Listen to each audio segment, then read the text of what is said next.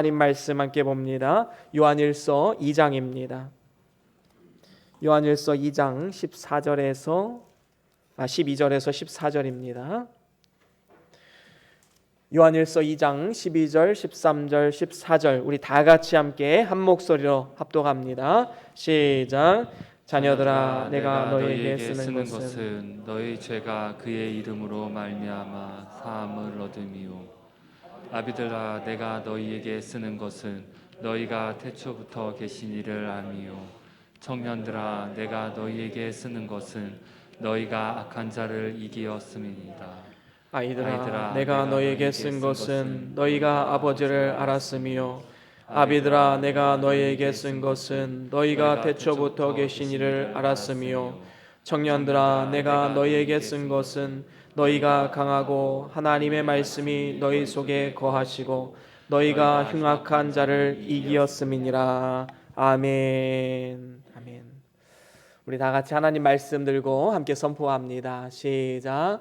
주의 말씀은 내 발의 등이요 내 길의 빛이 되십니다. 주여 말씀하옵소서. 주의 종이 듣겠나이다. 아멘. 아멘. 오늘은 요한일서 2장 12절에서 14절 말씀으로 성숙해가는 신앙이란 제목으로 함께 말씀을 나눠보고자 합니다. 사람은 태어나면서부터 반드시 자라야 합니다. 자라지 않으면 부모의 아픔이 되고 또 많은 사람들의 아픔이 되는 것이지요.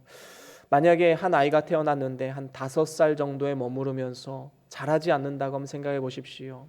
10년이 지나도 20년이 지나도 자라지 않는다면 얼마나 그 부모의 마음이 아프겠습니까? 실제로 그러한 희귀병도 존재합니다. 그러면 몸만 자라면 되는가? 또 그렇지 않습니다. 마음과 생각이 자라나야 되지요. 이것이 발달 단계에 따라서 제대로 자라지 않으면 어떻게 됩니까? 이 아이는 커서 성인 아이 증후군이 됩니다. 성인 아이 증후군은 어떤 현상이 나타납니까? 몸은 커서 성인이 되었는데 생각하는 것이나 삶을 살아가는 방식이나 아니면 감정을 표현하는 방법이나 모든 면에 있어서 어린아이하고도 같습니다. 그래서 인간관계에 참 어려움을 겪는 많은 사람들이 우리 주변에도 있지 않습니까? 그런데 우리는 한 가지를 더 생각해야 됩니다. 우리의 몸도 자라야 되고 우리의 마음과 생각도 자라야지만 우리는 그리스도인으로서 영적인 성장, 영적으로 계속해서 자라나야 된다는 사실입니다. 예수님을 믿어 하나님의 자녀로 거듭났다면 그 순간부터 우리는 자라나야 합니다.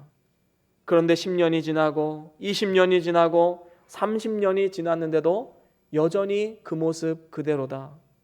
이것은 무언가 문제가 있는 것이고 이렇게 자라나지 못하고 성숙해지지 못하면 이로 인하여서 주변 사람들을 힘들게 하고 마음 아프게 하는 이러한 일들도 일어나게 됩니다. 신앙이 자란다는 것은 주일학교 교사를 한다거나 구역장이나 사역부장으로 섬긴다거나 아니면 집사나 권사나 장로나 목사의 직분을 맡았다고 해서 자라난 것이 아닙니다. 믿음이 자란다는 것은 우리의 속사람이 자라나는 것이지요. 인격이 자라나는 것입니다. 우리의 영이 또한 자라나는 것입니다. 저는 그래서 오늘 말씀을 통해서 이 믿음의 신앙의 성숙 단계를 3단계로 나누어 보고 그 단계에 따라서 과연 나는 지금 어떤 단계에 와 있는가 한번 깊이 있게 성찰해 보시고 그러면 나는 이제 무엇을 향해서 나아갈 것인가 삶의 가치관과 목적을 바로 세우는 그러한 시간이 될 수 있기를 축원합니다. 먼저 이 신앙의 성숙 단계 3단계 중에 첫 단계는 자녀의 신앙을 가진 분들이 있습니다. 자녀의 신앙, 어린아이 신앙을 가진 성도들은 이제 막 예수님을 믿기 시작한 단계이지요. 진리를 배우기는 하지만 이 깊이 있는 진리는 깨닫지 못합니다. 초보적인 진리만 아는 그러한 성도들을 말하지요. 그래서 아직까지는 밥을 먹을 수는 없습니다. 갓난아이는 밥을 바로 먹지 못하고 젖을 먹어야 되지요. 분유를 먹어야 합니다. 특별히 이러한 자녀의 신앙의 단계에 있는 성도들은 어떤 특징을 가지고 있습니까? 오늘 본문 12절에 보면 이렇게 말씀합니다. 자녀들아, 내가 너희에게 쓰는 것은 너희 죄가 그의 이름으로 말미암아 사함을 얻음이요 라고 말씀하고 있지요. 자녀들의 신앙은 이제 막 죄사함을 얻은 단계입니다. 사실 우리는 모두 다 하나님 앞에 죄인이지요. 죄는 하나님과 단절케 하고 세상의 모든 고통의 원인이 됩니다. 우리로 하여금 영원한 지옥의 심판을 받게 하지요. 이러한 우리들을 긍휼히 여기셔서 하나님께서는 우리에게 예수 그리스도를 보내주셨습니다. 그리고 놀라운 일을 행하셨지요. 우리가 잘 아는 말씀이 있지요. 요한복음 3장 16절 우리 같이 한번 읽어볼까요? 함께 읽어봅니다. 시작. 하나님이 세상을 이처럼 사랑하사 독생자를 주셨으니 이는 저를 믿는 자마다 멸망치 않고 영생을 얻게 하려 하심이니라. 아멘. 그렇습니다. 하나님이 세상을 이처럼 사랑하사, 여기서 이 세상이라는 것은 공중권세 잡은 이 세상 나라를 말하는 것이 아닙니다. 여기서 세상이라고 하는 것은 죄인된 세상 사람들, 하나님은 그 사람들을 불쌍히 여기시고 긍휼히 여기셔서 구원하기로 작정하신 것입니다. 그래서 예수 그리스도를 이 땅에 보내시고 믿는 자마다 죄로 인한 멸망에서 벗어나서 이제는 영생을 얻게 하셔서 사망에서 생명으로 구원하신 것입니다. 그렇습니다. 예수의 피는 모든 성도들의 죄를 다 덮고도 남을 만한 그러한 능력의 피입니다.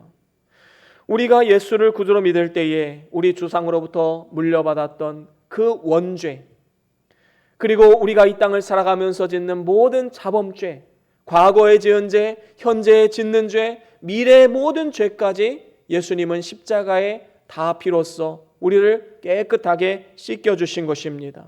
단번에 용서함을 받은 것이지요. 그래서 로마서 8장 1절에도 말씀합니다. 그러므로 그리스도 예수 안에 있는 자에게는 결코 정죄함이 없느니라. 하나님은 우리를 정죄하지 않습니다. 사단도 우리를 정죄할 수 없습니다. 왜냐하면 우리는 예수 그리스도의 의의 옷을 입고 있기 때문인 것입니다. 그리고 그 이름을 힘입어서 거룩하신 하나님 앞에 담대함과 당당함으로 나아갈 수 있게 된 것입니다. 그런가 하면 이렇게 자녀의 신앙 단계에 있는 성도들의 또 한 가지 특징이 있지요.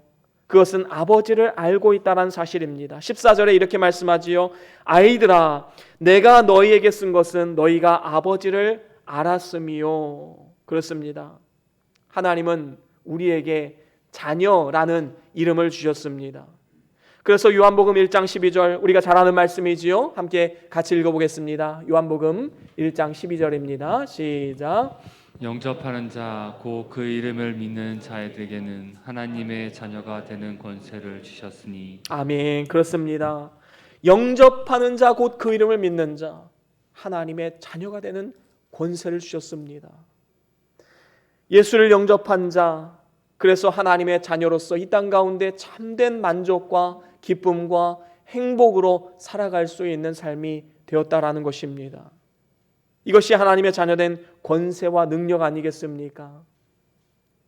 그렇습니다. 하나님의 자녀가 되면 하나님을 아바 아버지라 부르고 하나님의 존재를 의식하고 하나님을 바라보고 의지할 수 있는 존재가 됩니다. 그리고 그 안에서 참 행복을 누리게 되는 것이지요. 여러분, 갓난 아이는요, 아빠 엄마의 그 채취를 맡고 아빠 엄마의 눈을 마주치고 그래서 그 안에서 참된 만족과 행복을 누리게 됩니다. 그렇습니다. 천지우주 만물을 지으시고 지금도 운행하시는 하나님을 아버지라 부를 수 있는 축복, 얼마나 큰 권세입니까? 아무리 자기 아버지가 높은 권세를 가지고 있다 할지라도 다른 사람들은 아버지께 나아가기를 두려워할지 모르겠지만 자녀는 어떻습니까? 당당하게 나아가지요. 아버지에게 안길 수도 있고 함께 식사도 할 수 있고 때론 아버지에게 담대하게 또 구하기도 합니다. 이것이 자녀된 특권입니다.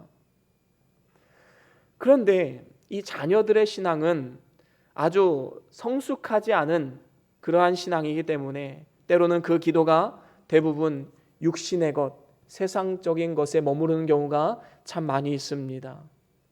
우리 아이들이 공부 잘하게 해주시고 좋은 학교 가게 해주시고 좋은 사람과 결혼하게 해주시고 사업해서 돈 많이 벌게 해주시고 경기에서 이기게 해주시옵소서. 여러분, 이런 기도는 잘못된 기도는 아니지요. 당연히 성도로서 구할 수 있는 기도입니다. 하지만 우리가 이러한 기도에 머무른 삶을 살아가고 있다면 우리는 여전히 자녀의 신앙에 머무르는 것입니다. 우리는 한 단계 더 성숙해질 필요가 있지요. 또한 아이들은 분별을 잘 하지 못합니다. 이게 먹을 건지 먹을 것이 아닌지, 또 이것이 위험한 일인지 아닌지 이것을 모르기 때문에 아이들 앞에 잠시라도 부모가 한눈을 팔면 어떻게 됩니까? 아이는 막 동전을 보고 삼키기도 하고, 또 젓가락으로 전기 콘센트 구멍을 막 쑤시기도 하고, 이러한 위험한 일들을 하기도 합니다. 또한 어린아이들은 유혹에 잘 빠져들기도 합니다.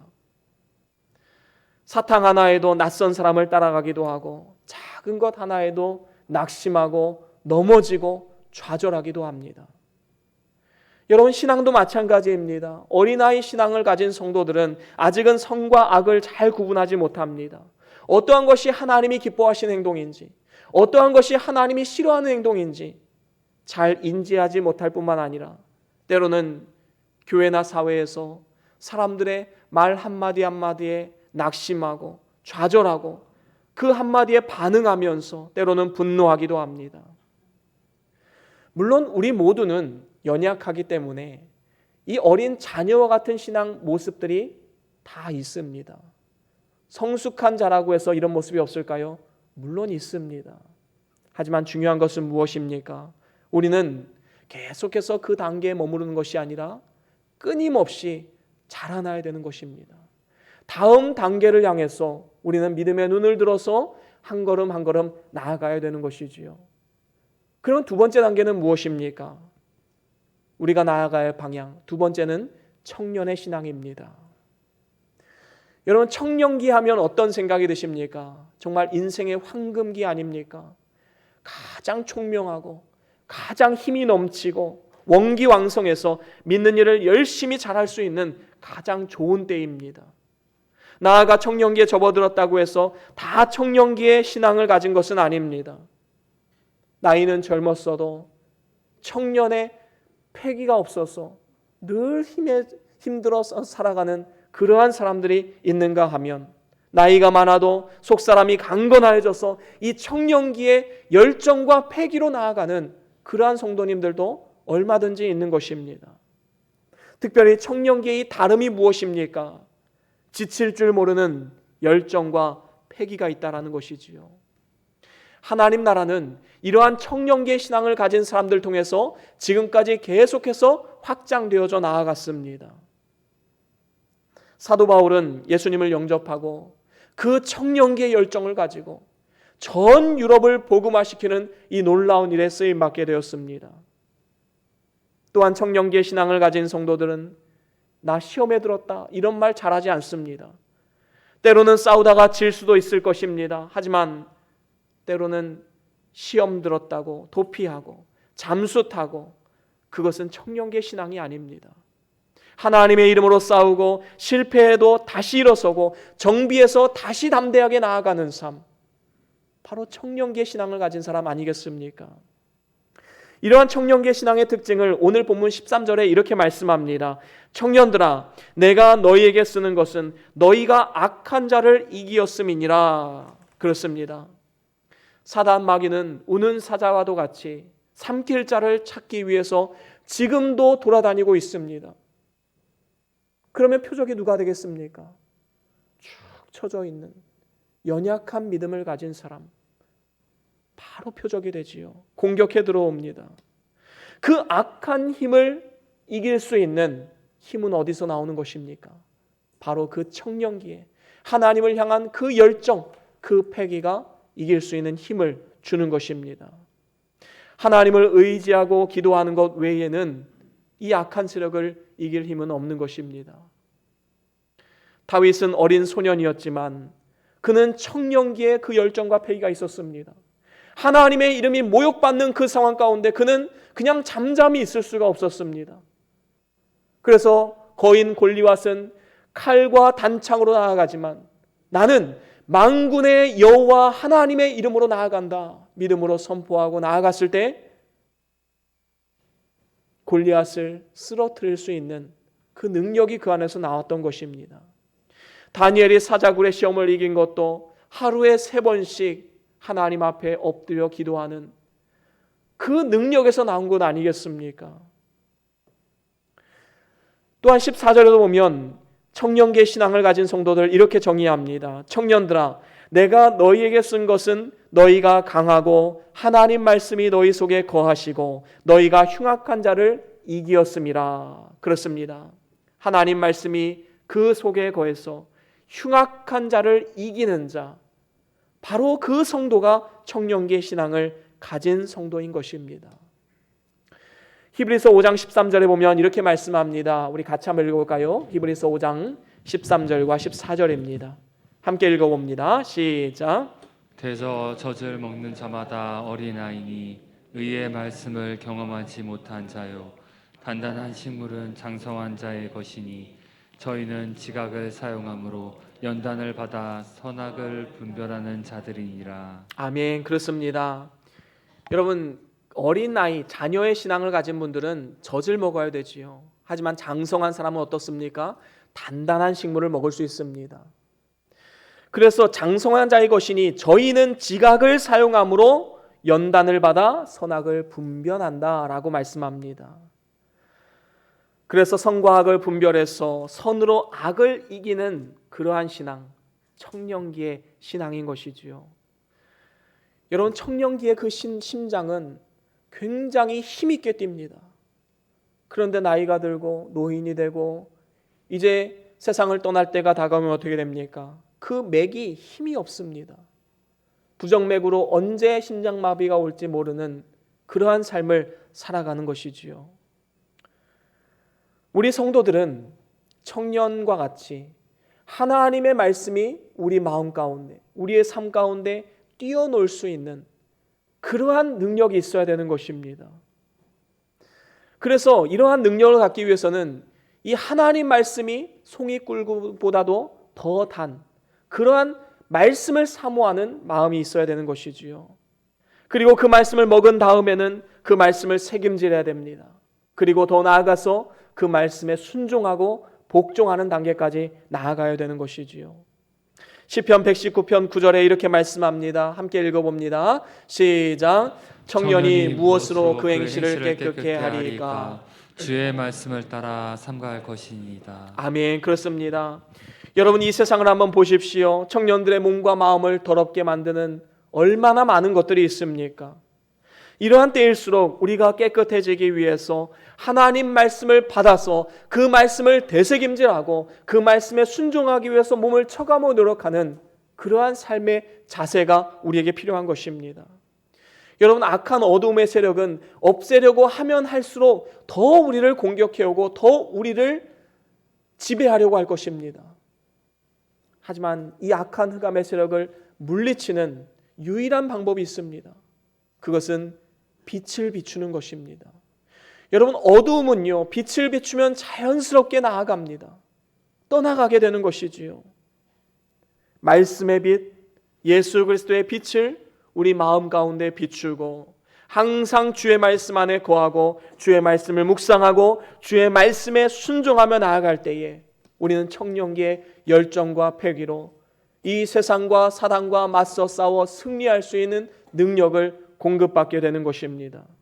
디도서 2장 14절에 보면 이런 말씀이 있지요. 우리 함께 읽어봅니다. 디도서 2장 14절입니다.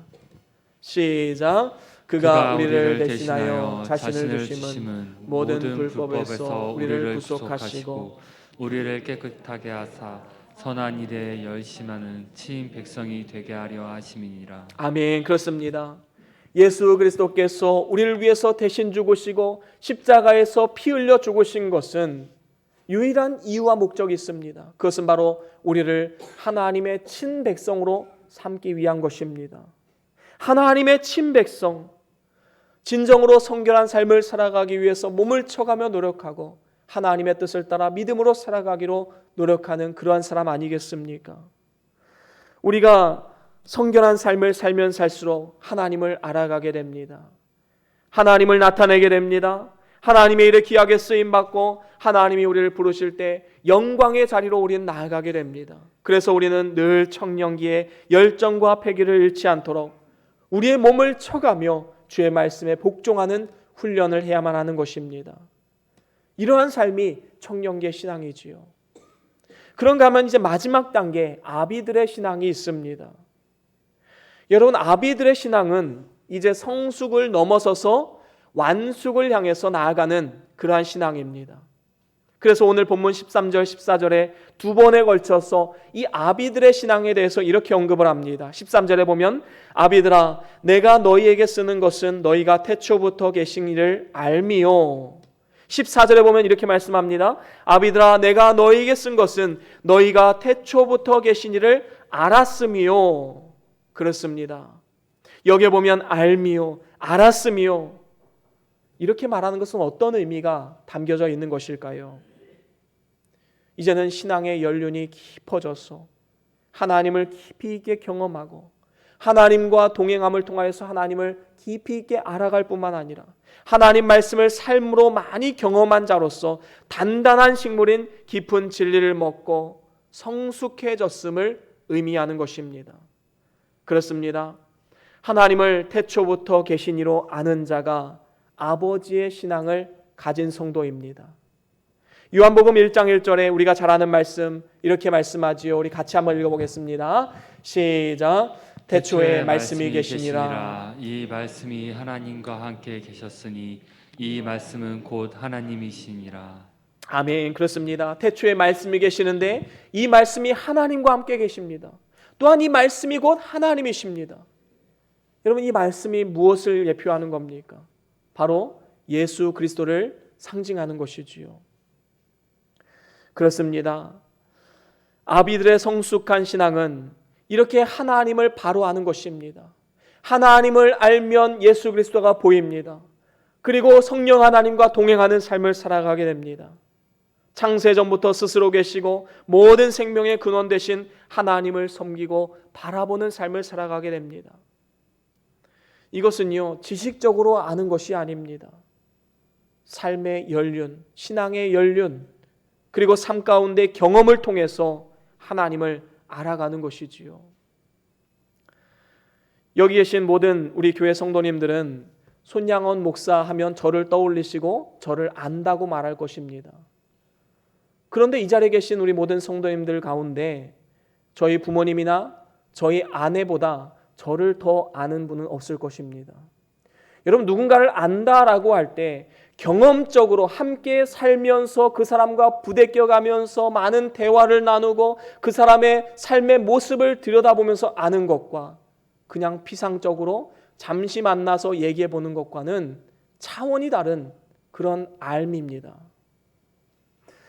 그래서 자녀의 신앙을 가진 성도도 하나님을 알고 있고 아비의 신앙을 가진 사람도 하나님을 안다라고 오늘 성경 말씀은 말씀하고 있는데 그 아는 정도의 차이는 너무나도 큰 것입니다. 수많은 세월 동안에 말씀과 기도를 통해 살아계신 하나님, 태초부터 역사하시고 우리의 삶을 이끄시는 그 하나님을 경험하고 느끼는 그 단계에 있는 성도만이 아비의 신앙을 가진 자다라고 우리는 말할 수 있는 것입니다. 요한복음 17장 3절에 보면 이렇게 말씀합니다. 함께 같이 읽어볼까요? 요한복음 17장 3절입니다. 시작. 영생은 곧 유일하신 참 하나님과 그의 보내신 자 예수 그리스도를 아는 것이니이다. 아멘. 그렇습니다. 여러분, 영생이란 무엇이지요? 하나님과 함께 영원히 사는 것입니다. 그냥 영원히 사는 것이 영생이 아니지요. 하나님과 함께 영원히 사는 것입니다.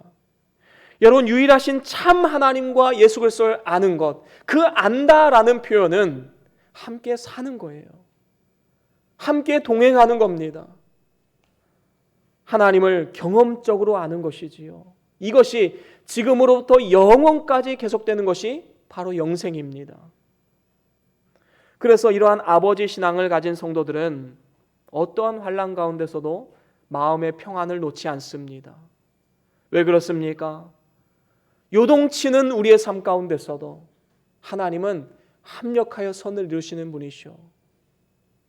하나님은 자녀에게 좋은 것을 주시는 분이시오. 오랜 경험으로 터득한 하나님의 성품을 알고 있기 때문입니다. 그래서 작은 일에 일희일비하지 않지요. 하나님의 뜻을 바라보며 묵묵히 인내하고 참을 수 있는 그런 성숙한 인격을 가질 수 있게 되는 것입니다. 그래서 아버지 신앙을 가지고 있으면 참된 만족함을 누리게 됩니다. 사도 바울은 예수 그리스도를 아는 지식이 가장 고상하다라는 이러한 믿음이 있었기 때문에 지금까지 자랑했던 모든 학벌, 문벌, 지식, 경험 그리고 모든 행함 이 모든 것을 다 내어놓고 하나님 앞에 나아갔습니다. 모든 것을 배설물로 여기고 하나님 앞에 겸손하게 자족하는 삶을 살아갔던 것입니다. 하나님을 참으로 아는 성도는 현재 있는 바로 족하는 성도입니다. 욥은 어떻게 말했습니까? 주신 자도 여호와시요 취하신 자도 여호와시니라. 정말로 힘들고 어려운 상황 가운데서도 신실하신 하나님을 바라보며 자족할 수 있는 믿음이 있었던 것입니다. 모세는 어떻습니까? 하나님을 바로 알았기 때문에 공주의 아들로서 모든 부귀영화를 누릴 수 있는 권세가 있었지만 하나님의 백성과 더불어 고난받는 자리를 택한 것입니다. 하나님을 아는 아버지 신앙을 가진 성도는 환난과 궁핍을 당하고 감옥에 들어가고 죽임을 당하는 그 순간까지도 늘 감사하고 만족할 수 있게 되는 것입니다. 특별히 이렇게 아버지 신앙을 가진 성도들을 통해서 이제는 영적인 재생산이 이루어지게 되는 것이지요. 갈라디아서 4장 19절에 보면 이렇게 말씀합니다. 우리 한번 같이 읽어보겠습니다. 갈라디아서 4장 19절입니다. 시작. 나의 자녀들아 너희 속에 그리스도의 형상이 이루기까지 다시 너희를 위하여 회산하는 수고를 하노니. 아멘. 그렇습니다. 사도 바울은 지금 한 사람을 세우고 한 사람을 전도하고 그리스도의 사람을 만드는 것을 해산의 수고로 비유하고 있습니다. 여러분, 진정으로 우리가 해산의 수고를 감당하고 있다면 그 사람이 바로 영적인 아비입니다. 영적인 아비는 자기 일로만 고민하지 않습니다. 언제나 가정을 위해서, 교회를 위해서, 나라 민족을 위한 기도의 제목을 들고 나아가지요. 때로는 다른 사람들의 문제를 마치 내 문제인 것처럼 마음 아파하고 하나님께 매달리면서 해산의 고통을 경험하며 하나님 앞에 눈물로 기도하는 삶, 바로 영적인 아비가 아니겠습니까? 그래서 영적인 아비는 자녀 세대의 꿈과 비전을 전해주는 삶을 살아가게 됩니다. 예전에 제가 전도사 시절에 이 교육부서를 섬길 때에 한 교사 선생님이 성경학교만 끝나면 항상 집으로 다 교사들 불러서 밥을 해 먹이셨어요. 아주 맛있게 밥을 해서 대접을 했습니다. 매년 그렇게 하시길래 제가 한 번은 물어보았어요. 집사님, 어떻게 이렇게 힘든 일을 감당하십니까? 이 음식 하시나 힘들지 않으셨어요? 그분이 하시는 말씀이 무엇이었을까요? 그렇지 않아요. 제가 예전에 청년일 때요, 권사님 한 분이 항상 이렇게 성경학교 끝나면 교사들을 다 불러 모아서 밥을 해 먹이셨어요. 그런데 제가 그 청년 때에 그 권사님을 보고서 나도 저 위치에 가면 내가 저렇게 한번 해봐야겠다, 그런 꿈과 비전을 가졌다라는 겁니다. 그래서 자신이 실제로 그 위치에 가니까 이제 그렇게 할 수 있었던 것이지요. 여러분, 누군가에게 꿈과 비전을 전해줄 수 있는 삶의 모습으로 나아간다는 것 얼마나 복된 일입니까?